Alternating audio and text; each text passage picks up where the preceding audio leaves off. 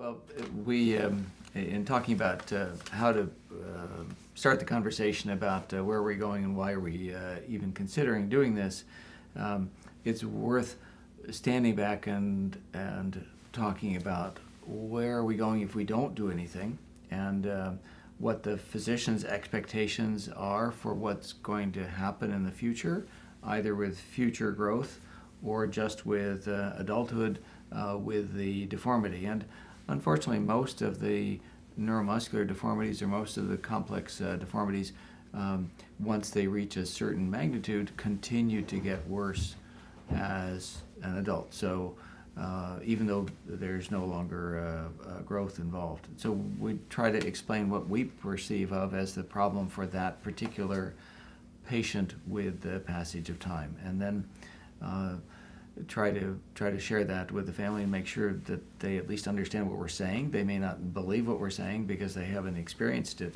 but at least we can explain that. And then try to be honest about what our physician expectations are for function after the surgery. Most surgeries and other things are done for a problem. So if you have appendicitis, then we take out your appendix and you are corrected. Or you have a broken leg and we fix your broken leg and then you're corrected. And the spinal fusion in the complex patient is not really correction. It's a stabilization of a less than perfect situation. So it's worth emphasizing that we're trying to stabilize the spine so it won't continue to collapse and be trouble over time. We're trying to improve sitting position, but we're not correcting the underlying problem. And often that brings out parents' expectations being very different than what we had imagined. So, for instance, some parents often think that their child's ability to transfer independently will be much better after spine fusion. And often it's no better and maybe a little bit worse because of the stiffness, or the child will be easier to handle and easier for the parents to move around in position. And often that's not true either because the child doesn't fold up the way they did before there was a fusion. So getting all those expectations on both sides of the equation, on the parents' side and on the physician side, I think is worth talking about early on. Right. I think it's so important. It's fantastic. To try to articulate what the true reasons are and the expectations for the surgery, as Dr. Emans was saying. Is this purely cosmetic? From a parent's side, I want my child to look straight. Is it pain? Is it positioning? Is it breathing? Sort of what is it? Or a combination of all those things that sort of leads to what you think is going to change after the surgery occurs, hopefully. And then trying to be very honest and straightforward about what we think the surgery actually is going to do to whatever symptoms are there that we want to try to alleviate.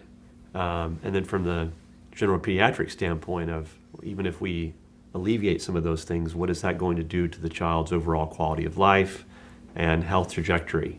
As Dr. Emans was saying, this is to get into the situation of where you're considering this. Most of the time it's not something where the spinal fusion surgery is going to just correct everything and everything is going to be perfect afterwards. So, you're really trying to be thoughtful about what that health trajectory is going to be afterwards and is it worth it or not? Mm-hmm. Absolutely. I would say that, ideally every family would love their child to no longer have scoliosis and no longer be in pain and discomfort.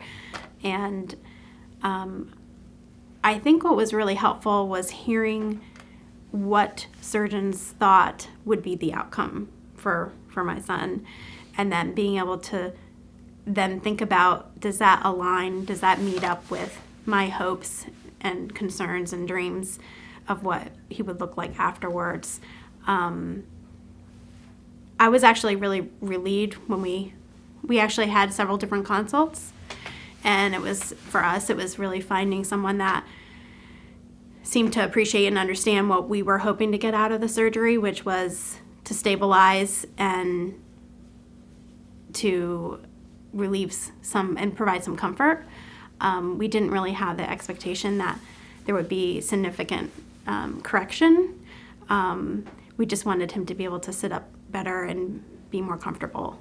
And I felt actually a sense of relief when we found a surgeon that was able to express that. When Dr. Emans was able to say, we're going to do the best to stabilize, provide some correction if possible, but the goal is to make sure it's not getting any worse.